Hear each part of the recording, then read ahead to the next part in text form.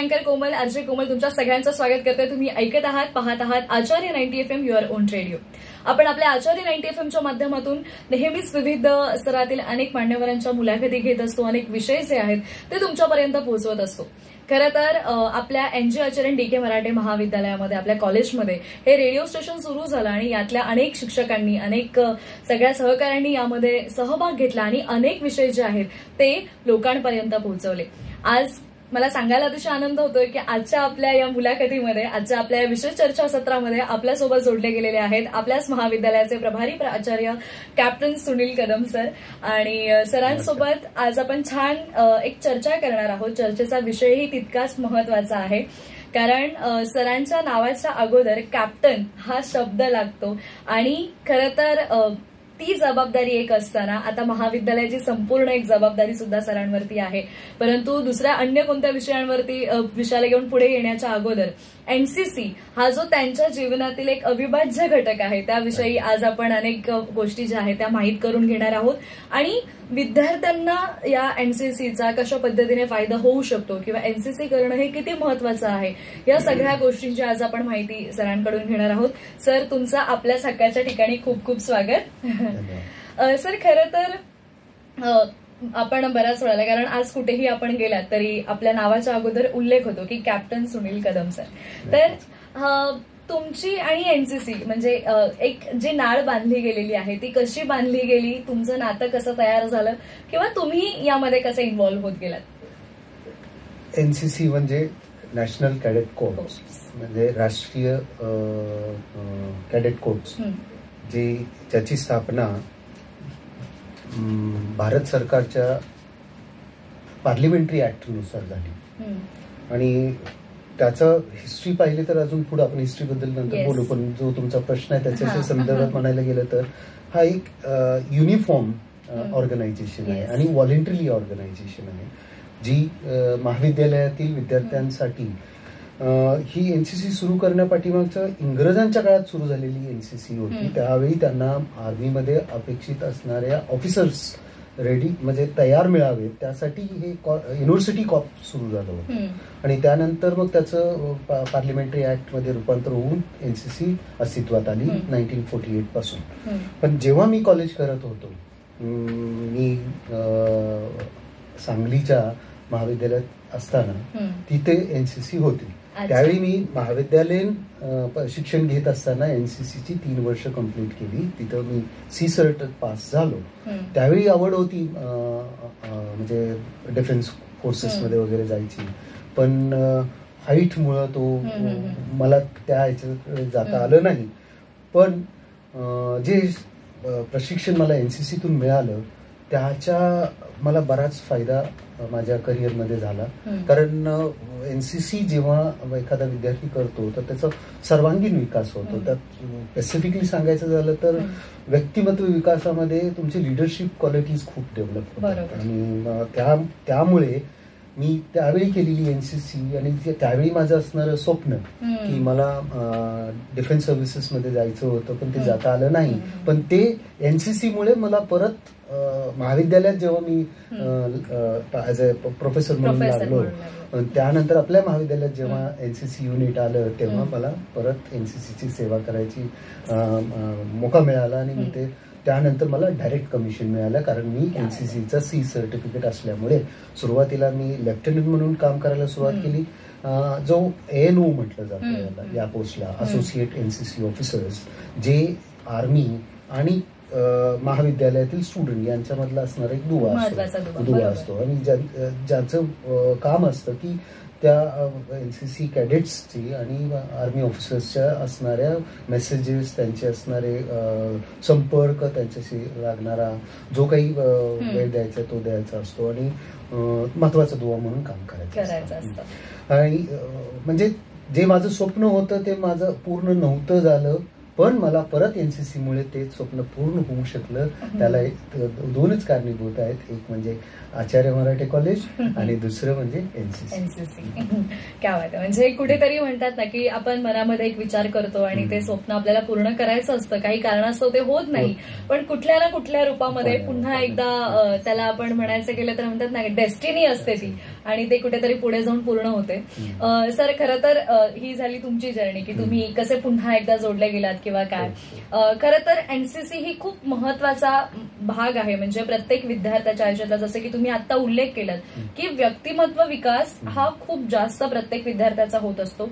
खरं तर काही उदाहरणं किंवा अशा कोणत्या गोष्टी एनसीसी मध्ये होतात की ज्यामुळे मुलं जी आहेत त्यांना शिस्त लागते किंवा ते शिस्तबद्ध होतात किंवा त्यांचा व्यक्तिमत्व विकास होतो.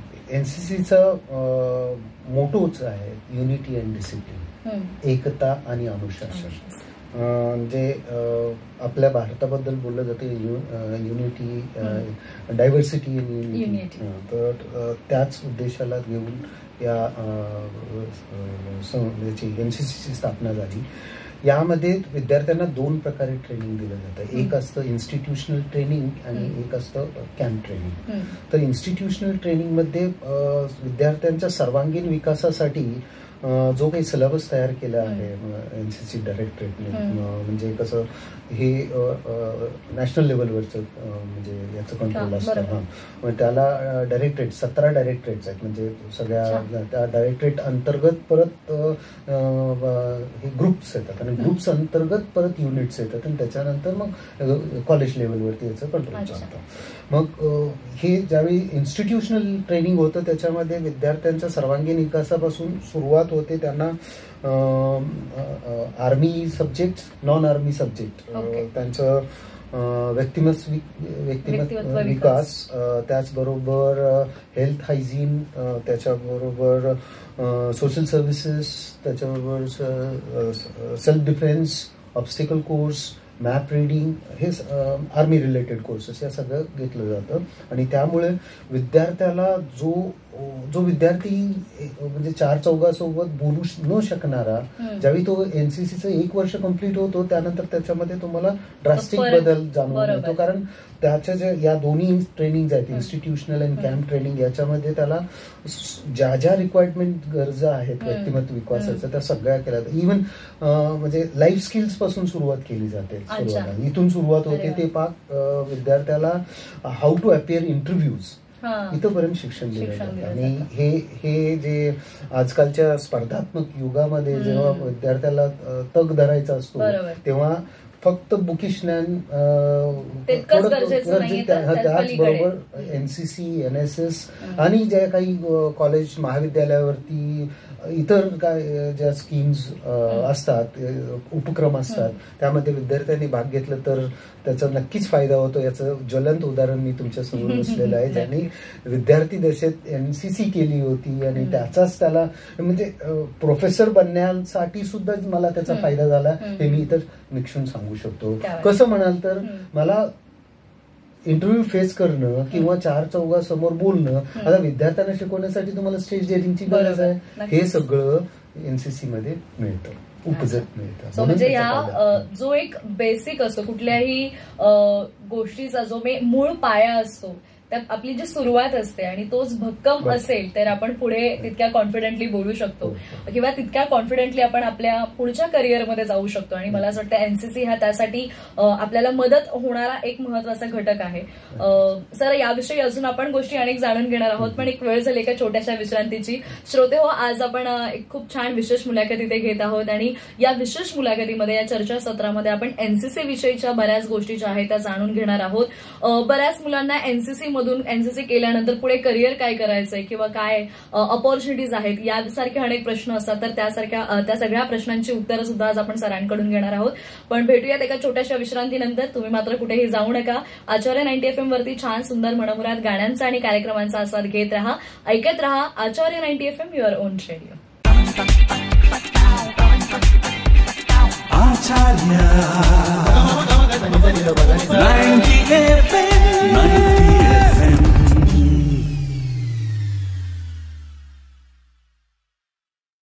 हॅलो, हाय, नमस्कार श्रोते हो. पुन्हा एकदा छोट्याशा विश्रांतीनंतर मी आरजे कोमल तुमच्या सगळ्यांचं स्वागत करते. तुम्ही ऐकत आहात आचार्य 90 FM, युअर ओन रेडिओ. आणि आज आपण एनसीसीच्या संदर्भातल्या अनेक गोष्टींचा उलगडा इथे करत आहोत. किंवा एनसीसी मध्ये जर मी शिक्षण घेते किंवा एनसीसी मी करते तर त्यानंतर पुढे जाऊन काय करायचं किंवा एनसीसीचा आपल्याला काय फायदा असतो, या सगळ्या गोष्टी ज्या आहेत त्या आपण आज सरांकडून त्याची माहिती घेत आहोत. आज आपल्यासोबत जोडले गेलेले आहेत आपल्याच महाविद्यालयाचे अर्थात नागा आचार्य आणि दाखरू मराठे महाविद्यालयाचे प्रभारी प्राचार्य captain Sunil Kadam sir. Sir, मगाशी आपण सांगितलं की एक ओव्हरऑल जर्नी किंवा एनसीसीचा फायदा काय होतो किंवा व्यक्तिमत्व विकास कसा होतो. यानंतरचा सगळ्यात महत्वाचा प्रश्न हा आहे की एनसीसीचं जे शिक्षण आहे ते कधीपासून आपण घेऊ शकतो, म्हणजे ज्युनियर कॉलेजला असतानाही घेऊ शकतो का किंवा काय, आणि त्या शिक्षणाचे म्हणजे त्याचे प्रशिक्षण असतं त्याचे काय टप्पे आहेत, कोणते टप्पे आहेत? एनसीसीचे दोन प्रकारे दोन सेक्शन मध्ये विभागले जातात. एक ज्युनियर डिव्हिजन किंवा ज्युनियर विंग असं म्हटलं जातं आणि सिनियर डिव्हिजन आणि सिनियर विंग. ज्युनियर डिव्हिजन म्हणजे जे हायस्कूल लेवलवरती दिलं जातं, जे 7वी 8वी 9वीच्या विद्यार्थ्यांना 2 वर्षासाठी असतं. त्या 2 वर्षाचं त्यांनी ट्रेनिंग आणि एक कॅम्प असतो त्यांना कंपल्सरी. त्यानंतर त्यांना ए सर्टिफिकेट मिळतं आणि जे ए सर्टिफिकेट करतात त्यांना डिग्री कॉलेजमध्ये प्राधान्य दिलं जातं एनसीसी मध्ये, कारण ते ऑलरेडी एनसीसीचे स्टुडंट कॅडेट्स असतात म्हणून त्यांना प्राधान्य दिलं जातं. मग ज्यावेळी तुम्ही डिग्री कॉलेजमध्ये येता त्यावेळी तुम्हाला फर्स्ट इयरला म्हणजे सिनियर विंग किंवा सिनियर डिव्हिजन मध्ये 3 वर्षाचा एनसीसी असतो. यामध्ये तुम्हाला फर्स्ट इयरला कोणतीही एक्झाम नसते, सेकंड इयरला तुम्हाला बी सर्टिफिकेट एक्झाम द्यावी लागते आणि थर्ड इयरला सी सर्टिफिकेट द्यावे लागते. एकंदरीत एनसीसीच्या 3 सर्टिफिकेट एक्झाम्स असतात. ए, बी आणि सी. क्रम वेगळा आहे पण सी सर्टिफिकेट सगळ्यात महत्वाचं म्हणतात. जेव्हा एखादा विद्यार्थी सी सर्टिफिकेट पास होतो त्याला एनसीसीचे बरेच फायदे मिळतात. त्याचं उदाहरण मी सांगितलं जसं मी सी सर्टिफिकेट पास असल्यामुळे मला एनसीसी ऑफिसर बनण्यासाठी डायरेक्ट कमिशन मिळालं. यासारखे एक प्रकारचा फायदा सांगितला, पण याचे बरेच फायदे येतात. तर फायद्याबद्दल बोलायचं झालं तर मी जसं सांगितलं की overall development, personality development part of it. But in employment जसं सांगायचं तर पोलीसमध्ये भरतीला प्राधान्य दिलं जातं. त्याचबरोबर आर्म फोर्सेस आहेत, आर्मी सोडून बाकीच्या याच्यामध्ये याला प्राधान्य दिलं जातं. काही याच्यामध्ये 10% मार्क्स ऍड केले जातात. पण आर्मी बद्दल सांगायचं झालं तर तुम्ही आर्मीमध्ये as an officer entry, special entry आहे एनसीसी ऑफिसर्स, एनसीसी कॅडेट्स. म्हणजे जी जर सर्वसामान्य जो ग्रॅज्युएट आहेत आणि त्याला जर आर्मीमध्ये ऑफिसर बनायचं असेल त्याला सीडीसीची एक्झाम कम्प्लीट करावी लागते, युपीएससीची. ती एक्झाम एनसीसी कॅडेटला मापा, तो डायरेक्ट एसएसबी ला अपेअर व्हायचं आणि एसएसबी क्लिअर झाली तो डायरेक्ट आर्मी ऑफिसर्स म्हणून भरती होऊ शकतो. हे सगळ्यात मोठं. आणि प्रत्येक वर्षी एनसीसी साठी 100 सीट्स रिझर्व्ह असतात ऑफिसर्स मध्ये. त्यात खूप मोठा फायदा म्हणावा लागेल. अगदी युपीएससीची एक्झाम्स क्रॅक करणं इतकं सोपं नसतं. ती एक्झामच तुमची सी सर्ट असल्यामुळे स्किप होते. हा सगळ्यात मोठा. त्यानंतर तुम्ही जर जनरल ड्युटीमध्ये जाणार असाल म्हणजे ॲज अ सोल्जर तर तिथेही तुम्हाला प्राधान्य दिलं जातं. तिथलीही रिटर्न एक्झाम माप असायची याच्या अगोदरपर्यंत. जेव्हापासून अग्निवीर चालू झालं तेव्हापासून अग्निवीर मध्ये त्यांना 25 मार्क्स डायरेक्टली ऍड केले जातात फायनल पर्सेंटेज म्हणजे एनसीसीचा बॅकग्राऊंड असेल तर. हा सगळ्यात मोठा. म्हणजे तुम्ही विचार करू शकता जर तुमच्या फायनल स्कोअर मध्ये जर 10% मार्क वाढले तर तुम्ही जम्प करता आणि तो सगळ्यात खूप मोठा फायदा असतो. त्याच व्यतिरिक्त हा झाला याच्या. पण अभ्यासक्रमात सुद्धा विचार करायचा गेला तर एनसीसी ज्यांनी केलं बी किंवा सी सर्ट किंवा एनसीसीचे फर्स्ट इयर जरी कम्प्लीट केलं तर त्याला 10 मार्क्स मुंबई विद्यापीठाकडून त्याला ऍडिशनल 10 मार्क्स मिळतात. त्याचबरोबर बऱ्याच राज्य शासनाच्या ज्या काही एम्प्लॉयमेंट ऑपॉर्च्युनिटीज आहेत त्यात सुद्धा एनसीसीच्या मुलांना 5+ मार्क्स दिले जातात. अशा बऱ्याच फायदा एनसीसीचा होतो. या सर्व फायद्या व्यतिरिक्त मी जो पहिला फायदा सांगितला ना तो सगळ्यात महत्वाचा, कारण व्यक्तिमत्व विकास. आणि जर तुमचा व्यक्तिमत्व विकास जर झाला असेल तर तुम्ही कोणत्याही फील्डमध्ये राहा, कोणत्याही ठिकाणी काम करा, तुम्ही नक्कीच तिथं टॉपवरती जाऊ शकता आणि नक्कीच जाऊ शकता. हा सगळ्यात महत्वाचा फायदा आहे. नाही म्हणजे मला असं वाटतं आपल्या विशेष करून मराठी लोकांमध्ये किंवा आपल्या महाराष्ट्रामध्येच आपण बघूयात की असे कितीतरी काही आपल्या महाराष्ट्रातच एक गाव असं आहे की जिथून प्रत्येक घरातून मुलं जे आहेत ते सैन्यामध्ये गेलेले आहेत आणि प्रत्येक कुठेतरी या संदर्भात सातारा जिल्हा आपशिंगे गाव फेमस आहे. येस हो. तर हाच की एक मला सांगायचं हेच आहे की कुठेतरी आपल्याला भावना असते ना आपल्या मनामध्ये की मला माझ्या देशासाठी काम करायचंय, सीमेवरती जायचंय आणि मग कुठेतरी आपण एनसीसीचं शिक्षण घेतलेलं असेल. मुळात काहीतरी शिस्त जी आहे ती तिथूनच लागते किंवा आर्मीचं ट्रेनिंग आपण जे म्हणतो जे इतकं कडक असतं किंवा ती शिस्त असते ती खूप जास्त कठीण ट्रेनिंग असते ते सगळं आणि त्याची सुरुवात मला असं वाटतं ही एनसीसी पासूनच होते. सर आपण मगाशी बऱ्याचदा कॅम्प हा उल्लेख केला की जरी माझी सुरुवात असेल म्हणजे मी ज्युनियर मध्ये असेल आणि तरी मला कॅम्प करायचाच आहे, त्यांच्यासाठी कॅम्प मस्ट असतो. त्यानंतर पुढे महाविद्यालयात पुढे आल्यानंतर सुद्धा मला कॅम्प असतो. तर कॅम्प मध्ये हे कशा प्रकारचं शिक्षण असतं आणि कॅम्प म्हणजे नक्की त्यामध्ये काय काय गोष्टी कोणत्या गोष्टी शिकवल्या जातात? एनसीसी मध्ये जवळजवळ 13 प्रकारचे कॅम्प्स असतात. अरे बापरे. त्यातला सर्वात जो कॉमन असतो तो अॅन्युअल ट्रेनिंग कॅम्प असतो म्हणजे जो वार्षिक प्रशिक्षण असतं ते. आणि त्यानंतर येतो सीएटीसी. मी पहिल्या सुरुवातीला कॅम्पची नावं सांगतो, नंतर आपण थोडं त्याच्याकडे. पण सीएटीसी सेंट्रलाइज ऑर्गनायझेशन असतं. त्यानंतर आयजीसी असतात, इंटर ग्रुप कॉम्पिटिशन्स म्हणजे तो कॅम्प्स असतो. त्यानंतर आरडीसीचे प्री आरडीसी कॅम्प्स असतात. त्यानंतर आरडी म्हणजे जो आपला 26 जानेवारीचा जो राजपथवरती असणारं संचलन असतं त्याचे सिलेक्शन प्रोसिजर असते. त्यानंतर थलसेना कॅम्प, वायुसेना कॅम्प आहेत. वाईपी असतो, सगळ्यात महत्वाचं म्हणजे सगळ्यात मोठं वाईपी युथ एक्सचेंज प्रोग्राम असतो. आपल्या म्हणजे देशांनी 12 देशाशी त्यांचं MOU आहे. त्यांचे कॅडेट्स आपल्या देशात येतात ना, आपले कॅडेट्स त्यांच्या देशात 25 दिवस ते 28 दिवस राहून येतात. ते सगळ्यात युथ एक्सचेंज प्रोग्राम असतो. हे जे आरडी परेड मध्ये जे विद्यार्थी म्हणजे पार्टिसिपेटर असतात त्यापैकी विद्यार्थ्यांना इतर देशाचं सांस्कृतिक त्यांचं म्हणजे जे काही राहणीमान सगळ्या गोष्टीचा त्यांना अभ्यास करायला मिळतो, एक्सचेंज होतं आणि हेही तिथं होतं. तो सगळ्यात टॉपचा कॅम्प समजला जातो. त्याचबरोबर पॅरासेलिंग, पॅराग्लायडिंग, माउंटनेरिंग, इव्हन हायकिंग या प्रकारचे कॅम्प्स चालतात. या सगळ्या कॅम्पसाठी स्पेशल ट्रेनिंग घेतलं जातं, काळजी घेतली जाते विद्यार्थ्यांची. जर पॅराग्लायडिंग किंवा पॅरासेलिंग असेल तर त्याचं अगोदर प्रशिक्षण दिलं जातं आणि त्यानंतर तिकडे गेलं. माउंटनेरिंगसाठी सुद्धा अगोदर प्रशिक्षण असतं, मग माउंटनेरिंग. आत्ताच आमच्या एनसीसीच्या पॅरा माउंटनेरिंगनी आपल्या एव्हरेस्ट सिकर सुद्धा सहल केलेला आहे. मोठी गोष्ट आहे आणि हे सर्वसामान्य करायचं म्हणजे शक्य नाही, पण हे एनसीसी शक्य होऊ शकतं.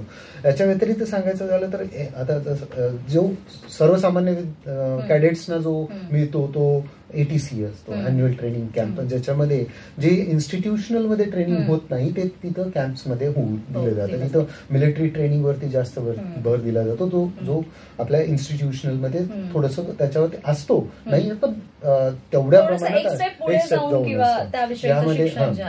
ज्यामध्ये सकाळी सुरुवात होते, सकाळी 5:30 वाजल्यापासून. तिथं सुरुवातीला म्हणजे तुम्हाला रेडी व्हायचं असतं आणि पीटी साठी जायचं असतं. पीटी झालं, पीटी कधी योगा या पद्धतीत तो घेतला जातो. त्यानंतर मग तुम्हाला ब्रेक दिला जातो. त्यानंतर तुम्ही तयार होऊन परत ड्रिलसाठी जायचं. ड्रिल्स, वेपन ट्रेनिंग हे साधारण 1 वाजेपर्यंत चालतं. 1 वाजल्यानंतर परत ब्रेक दिला जातो, लंच ब्रेक. त्यानंतर मुलांना थोडीशी रेस्ट असते. रेस्ट आल्यानंतर परत स्पोर्ट्स सुरू होतात. ते साधारण 6 वाजेपर्यंत स्पोर्ट्स चालतात. त्यानंतर परत ब्रेक दिला जातो. ब्रेक नंतर परत इव्हिनिंग रोल कॉल असतो. रोल कॉल नंतर इव्हिनिंगचे डिबेट्स आणि चर्चासत्र किंवा कल्चरल ऍक्टिव्हिटीज घेतात. म्हणजे सकाळी उठल्यापासून संध्याकाळी लाईट्स ऑफ पर्यंत शेड्यूल ठरलेलं असतं. ते आर्मीचं जे बेसिक ट्रेनिंग मिळून जातं. जर मुलगा यात तयार झाला तर पुढे कुठल्याही स्पर्धेला तो कमी पडत नाही याची म्हणजे गॅरंटी असते. सगळ्यात महत्वाचं म्हणजे पेशन्स तुमच्या तिकडे चेक होतात. कारण काही असतं ना आपल्याला 5:30 म्हणजे ते एक सवय होऊन जाते ना की दिस इज द टाइम आणि मला या वेळेला उठून रेडी व्हायचंच आहे, किंवा मला जर या वेळेला इथे हजर राहायला सांगितलंय, मुळात ही जी शिस्त आहे किंवा नियमबद्धपणा तुमच्यामध्ये आहे, या सगळ्या गोष्टी यामध्ये येतात. सर, या व्यतिरिक्त तुम्ही आता बऱ्याच कॅम्पची माहिती सांगितली किंवा कॅम्प कसे असतात याविषयी सांगितलं. सगळ्यात महत्वाचा प्रश्न म्हणजे आज एनसीसी मध्ये मुलांच्या बरोबरीने मुली सुद्धा दिसत आहेत तितक्याच प्रमाणामध्ये. तर बऱ्याच वेळेला मुलींचे काही फिजिकल दृष्ट्या किंवा अशा काही दृष्ट्या मुलींना कधी कधी काही समस्या येतात, पण त्यातूनही ह्या सगळ्या मुली अगदी मुलांच्या बरोबर उभ्या आहेत, कॅम्पमध्ये इन्व्हॉल्व्ह होतात, पुढे असतात. अरे वा, म्हणजे इफॅक्ट आहे. तुम्हाला सांगायचं झालं तर एनसीसी मध्ये मी म्हणतानाच म्हटलं SD, SW, JD, JW. W is wing for girls. आपल्या एनसीसी मध्ये मुलींसाठी राखीव काही युनिट्स आहेत, म्हणजे 8 महाराष्ट्र गर्ल्स बटालियन आणि 5 Maharashtra girls battalion Mumbai A ग्रुपमध्ये मुलींसाठी राखीव आहेत. पण जेव्हा आपल्या शासनाने 33% वुमन्स रिझर्वेशन लागू केलं, तेही रिझर्वेशन इथं लागू झाल्यामुळे जे बॉईज युनिट्स आहेत त्यामध्ये 33% गर्ल्ससाठी वॅकन्सीज लागू झाल्यामुळे आता तुम्हाला सर्व ठिकाणी गर्ल्स कॅडेट्स दिसतात. आणि गर्ल्स कॅडेट्स आल्यापासून त्यांच्या बॉईज पेक्षा त्या कित्येक ठिकाणी आम्हाला पुढे असलेले दिसतात.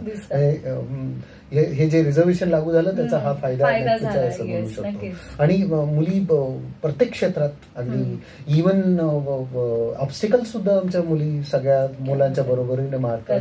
रनिंग मध्ये सुद्धा मुली मुलांच्या अगदी बरोबरीत असतात. आणि त्याचा फायदा असा होतो की त्यांचं ओव्हरऑल डेव्हलपमेंट होतं आणि त्या त्यांच्या करिअरमध्ये अगदी एक्सेल करतात. बरोबर, नक्कीच.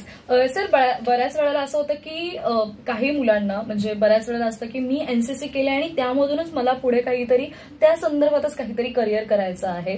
तर मी जर एनसीसी करते किंवा एनसीसीचे म्हणजे मी जसं की तुम्ही म्हणालात की C पर्यंत मी टाईप माझ्या लेवल C पर्यंत पोहोचते आणि जर C सर्टिफिकेट पर्यंत, पण जर मला त्यामध्ये जर एनसीसीचाच काही बॅकग्राऊंड असेल, असं जर मला काही करिअर करायचं असेल, तर कशा प्रकारचे ऑप्शन्स अवेलेबल आहेत आणि कुठे कुठे जाऊन मी काही करू शकते त्या संदर्भात? हा, आता एनसीसी C सर्ट होल्डरना बऱ्याच ज्या कॉर्पोरेट सेक्टर्स आहेत त्यांच्याकडे त्यांचं सिक्युरिटी ऑर्गनाईज करावं लागतं. सिक्युरिटी फोर्स असतं त्यांचे स्वतःचे, एक सेक्टर असतं म्हणजे सेक्शन असतं सिक्युरिटीज मध्ये. त्यांचे ऑफिसर्स ते भरताना त्यांचं कंपल्शन आहे की C सर्ट असावा. तुम्हाला सांगायचं झालं तर C सर्ट विद्यार्थ्यांना रिलायन्स मध्ये स्पेशल एंट्रीज असतात. रिलायन्स इंडस्ट्रीजचं त्यांच्याकडून आमच्या एनसीसी डायरेक्टरेटनं त्यांचं रिक्वायरमेंट येते आणि त्यानुसार ती भरती केली जाते. त्याचबरोबर महाराष्ट्राच्या ज्या इंडस्ट्रियल सिक्युरिटी फोर्सेस आहेत त्यामध्ये एनसीसीला प्राधान्य दिलं जातं. एव्हिएशन मध्ये सुद्धा जे सिक्युरिटी फोर्सेस आहेत तिथे एनसीसीला प्राधान्य मिळलं जातं.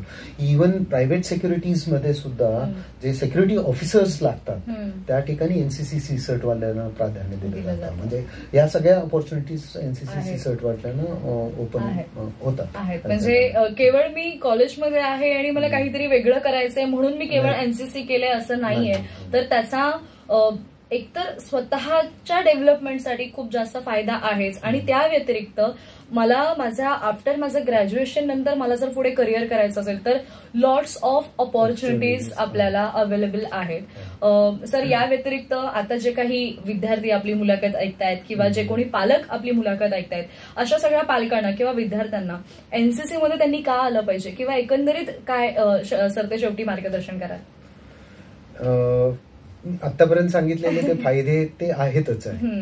तुमचा सर्वांगीण विकास होतो, पर्सनॅलिटी डेव्हलपमेंट आहेत, तुम्हाला जॉबमध्ये ऑपॉर्च्युनिटीज मिळते, तुम्हाला प्राधान्य दिलं जातं. हे सगळं असलं तरी मी आणखी एक फायदा इथं नमूद करू इच्छितो. एनसीसी मध्ये असणारा मुलगा कधीही आजारी पडत नाही. कारण आता असं बघितलं तर आपला मुलगा नाही म्हटलं तरी महिन्यातून 2 महिन्यातून एखाद्या वेळी तरी आजारी पडतोच, पण आमचा एनसीसीचा कॅडेट कधी आजारी पडत नाही, हे सगळ्यात मोठी फायदा त्याचा आहे. याचबरोबर जर सर्वसामान्य विद्यार्थी असेल तर त्याला आयुष्यात कधीच रायफल हातात धरायला मिळत नाही. जे एनसीसी कॅडेट्स कडून फायरिंग करून घेतलं जातं, त्यांना तयारी केलं जातं, हे एक म्हणजे महत्वाचं आहे आपल्या ह्याच्यामध्ये नाही. कारण सरकारतर्फे केला जाणारा हा सगळा खर्च, कारण फायरिंग करणं एवढं इतकं म्हणजे साधं सोपं नाही, खर्चिक भाग आहे. हे सगळं करायला कुठं मिळतं तर एनसीसी मध्ये मिळतं. आणि एनसीसी हे म्हणजे जे इनडायरेक्ट बेनिफिट्स आहेत. त्याचबरोबर मुलगा जो तोंड कधी उघडू शकत नाही, तो एनसीसी सी सर्ट झाल्यानंतर त्याला तू गप बस म्हणावं इतपत त्याच्यामध्ये ड्रास्टिक चेंज होतो. कारण तो घडवून येतो. कारण जे काही इन्स्टिट्यूशनल ट्रेनिंग आहे त्यांना त्यांच्या सबऑर्डिनेटची त्याला तिथं रँक मिळत असते, तिथं त्याचं प्रमोशन होत असतं, मग त्याला त्याच्या ज्युनियर्स कडून ते काम करून घ्यायचं असतं. त्यामुळे तो कम्युनिकेशन लिडरशिप क्वालिटीज डेव्हलप होते. त्यांना स्टेज डेअरिंग मध्ये त्यांना बऱ्याच ठिकाणी डिबेटला उभं पार्टिसिपेट व्हावं लागतं. त्यांना त्याचबरोबर आपला मुद्दे लोकांना समजावून सांगावे लागतात. या सर्व गोष्टी त्यांच्याकडून करून घेतल्यामुळे त्या मुलाचा सर्वांगीण विकास होतो आणि मुलगा कॉम्पिटिशन रेडी बनतो. पण याचबरोबर मुलांच्या मध्ये आता सर्व मुलं जेव्हा एकत्र कॅम्पला येतात त्याबरोबर मस्ती, दंगा, एक सेकंड असतात, त्यामध्ये सुद्धा त्यांना भाग घ्यायला मिळतो. म्हणजे आपल्या राज्याची कल्चर म्हणजे ज्यावेळी आमच्याकडे एक NIC कॅम्प म्हणून, आता तो सध्या एक भारत श्रेष्ठ भारत म्हणून याचं नाव आहे, तो अगोदर NIC नॅशनल इंटिग्रेशन कॅम्प म्हणून, त्यामध्ये प्रत्येक राज्यातून 20-20 मुलं एकत्र येऊन ते आपले कल्चरल, आपले लँग्वेज, आपलं खानपान, आपलं रहन सहन याचं एक्सचेंज व्हायचं आणि एकमेकाच्या ओळखी व्हायच्या. त्यामुळं ते जे विचार करा, जर जम्मू काश्मीरचा मुलगा कन्याकुमारी मधल्या स्टेट मधल्या मुलांची एकत्र होतं आणि त्यांचा बॉन्ड बनतो, त्यामुळे नॅशनल इंटिग्रेशन किती मोठं. पण ते कायम एकमेकाच्या टच मध्ये येतात, कारण मोबाईल एक्सचेंज होतात आणि आजकाल इतकं हे झालं की व्हॉट्सअप आणि याच्यामुळे ते डेली टच मध्ये राहतात आणि ती जी आपली इंटिग्रिटी आहे सोशली आपलं जे आहे विस्तारही आपला तितकाच होतो, कॉन्टॅक्ट तितके होतात. मला एक सांगा, इथं नमूद करायला अत्यंत आनंद होतो की आपल्या NG आचार्य DK मराठे महाविद्यालयाने 2010 मध्ये हा नॅशनल इंटिग्रेशन कॅम्प आपल्या कॅम्पसमध्ये घेतला होता, ज्याच्यामध्ये 720 विद्यार्थी पार्टिसिपेट झाले होते. भारताच्या प्रत्येक राज्यामधून आपल्याकडे विद्यार्थी आले होते. त्याचबरोबर या मे महिन्यामध्ये आपल्या कॉलेजमध्ये ATC जो अॅन्युअल ट्रेनिंग कॅम्प होता, तोही आपल्या फाई महाराष्ट्र EME तर्फे कंडक्ट करण्यात आला आणि त्याच्यामध्ये सुद्धा 248 कॅडेट्स मुलींनी पार्टिसिपेट केली आणि त्यांनी त्यांचं ट्रेनिंग इथे कम्प्लीट केलं. नक्कीच मला असं वाटतं सर, कदाचित तुम्ही हे NCC म्हणा किंवा याच्याशी जोडलेले आहात, त्यामुळे कदाचित ह्या सगळ्या गोष्टी इथे होऊ शकतात आणि त्याही इतक्या फर्मली आणि स्ट्रॉंगली. कारण असं म्हणतात ना की लिडरशिप क्वालिटी बद्दल आपण मगाशीच म्हणालो, ज्या वेळेला आपला लीडर हा प्रत्येकाला एका योग्य मार्गावरती घेऊन जाणारा असतो, त्यावेळेला अशा सगळ्या गोष्टी आणि या सगळ्या गोष्टी ज्या आहेत त्या विद्यार्थ्यांपर्यंत पोहोचत असतात. हो, मला इथं स्पेशल नमूद करावं वाटतं की हे सगळं शक्य झालं कारण चेंबूर ट्रॉम्बे एज्युकेशन सोसायटीचे सर्व नियामक मंडळ यांच्या मार्गदर्शन आणि यांच्या सपोर्टमुळे हे मला सहकार्यामुळेच करू शकलो. त्यामुळे त्यांचे स्पेशल आभार आणि मला मानायला इथे नक्कीच आवडेल. आणि त्यांनी ज्या आम्ही प्रपोजल त्यांच्या पुढे ठेवतो त्याला त्यांनी अगदी सरळ हाताने मदत केली, त्यामुळेच हे शक्य झालं. मला इथे नमूद करायला आवडेल. नक्कीच. तर श्रोते हो, आजची आपली विशेष मुलाखत खरं तर NCC हा एक खूप मोठा विषय आहे, ज्यामध्ये आपण बोलायला किंवा माहिती करायला गेलो तर मला असं वाटतं आपल्या मुलाखतीचा वेळ किंवा चर्चासत्राचा वेळ फार कमी पडेल. पण आज सर इथे आल्यामुळे म्हणजे ज्या लोकांना किंवा ज्या श्रोत्यांना NCC विषयी इतकी माहिती नाहीये किंवा NCC केल्याचे पुढे काय फायदे होतात किंवा NCC करणं कितपत गरजेचं आहे, आणि त्याचा आपल्या विद्यार्थ्यांवर काय परिणाम होऊ शकतो या सगळ्यांची एक बेसिक माहिती आम्ही तुमच्यापर्यंत पोहोचवण्याचा हा छोटासा प्रयत्न केलेला आहे. हे चर्चासत्र तुम्हाला कसं वाटलं, तुमच्या या प्रतिक्रिया आम्हाला नक्की कळवा. आणि सर पुन्हा पुन्हा तुमचे खूप खूप आभार, कारण की अतिशय महत्वाचा विषय घेऊन आज आपण इथे आलात आणि त्याविषयी अनेक प्रश्नांची जी उत्तरं होती त्याचा उलगडा तुम्ही आज इथे केलात, त्यामुळे पुन्हा एकदा तुमचे आभार. आता मी एवढं बोलू इच्छितो की एनसीसीचे जे अल्युमिनाईज आहेत त्यांनी आपल्या फील्डमध्ये इतकं म्हणजे उच्च पदावरती जाऊन पोचलेत. उदाहरण सांगायचं झालं तर आपले माननीय प्रधानमंत्री ते सुद्धा एनसीसी कॅडेट राहिलेले.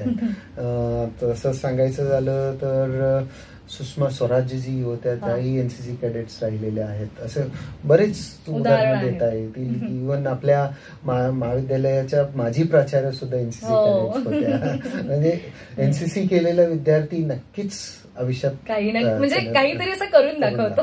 हे नक्कीच.